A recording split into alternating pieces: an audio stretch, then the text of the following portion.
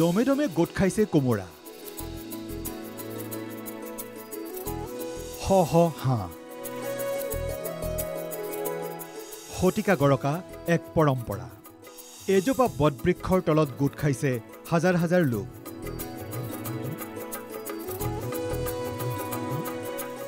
জনসমুদ্ৰত পৰিণত গোলাঘাটৰ খুমটাইৰ অকামলুৱা বৰতল হাতে হাতে হাঁহ কোমোৰা লৈ বৰতললৈ আহিছে ৰাইজ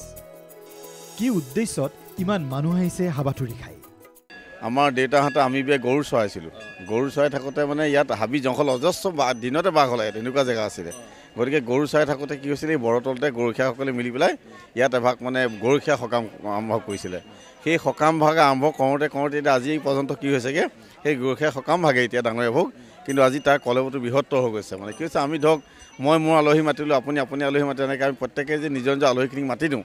সেই অনুপাতে আমাৰ আলহী মনতে ভাৱ কৰি কিবা হ'ব গেলে আগবঢ়ালে সেই অনুযায়ী আজি পেলাই এই আগবঢ়াওঁতে প্ৰত্যেকে মনৰ কামনা নিশ্চয় সিদ্ধি হৈছে সেয়েহে আজি মানে আমাৰ জনসমুদ্ৰত পৰিণত হৈছে কমভাগ অন্য কথা এটা কথা কিন্তু মূল বস্তু হ'ল কি যে আমাৰ ইয়াত প্ৰথমতে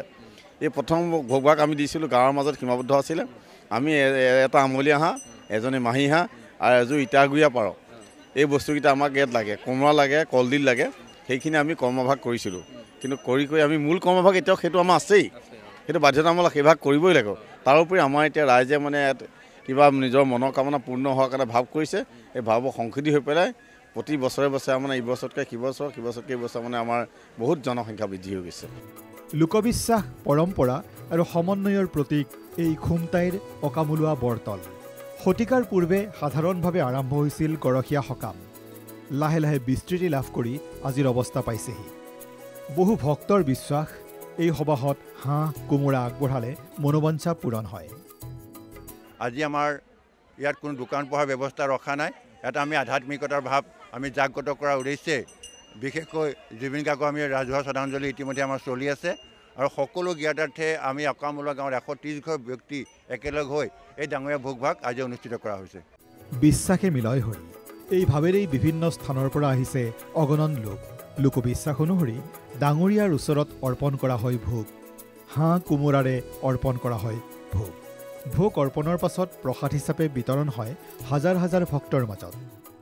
পূৰ্বে গৰখীয়া সকামৰ দিনা উৎসৱস্থলীত দোকান পোহাৰো বহিছিল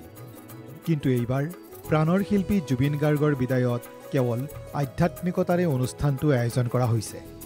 অনুষ্ঠানস্থলীত জুবিন গাৰ্গলৈ শ্ৰদ্ধাঞ্জলিৰো ব্যৱস্থা কৰা হৈছে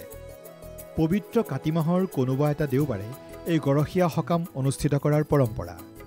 এই পৰম্পৰাৰেই এইবাৰো অনুষ্ঠিত কৰা হ'ল অকামলুৱা বৰতলৰ গৰখীয়া সকাম ভিডিঅ' জাৰ্নেলিষ্ট বিকাশ গগৈৰ সহযোগত গোলাঘাটৰ পৰা দেৱাশিষ চাহৰ ৰিপোৰ্ট NK TV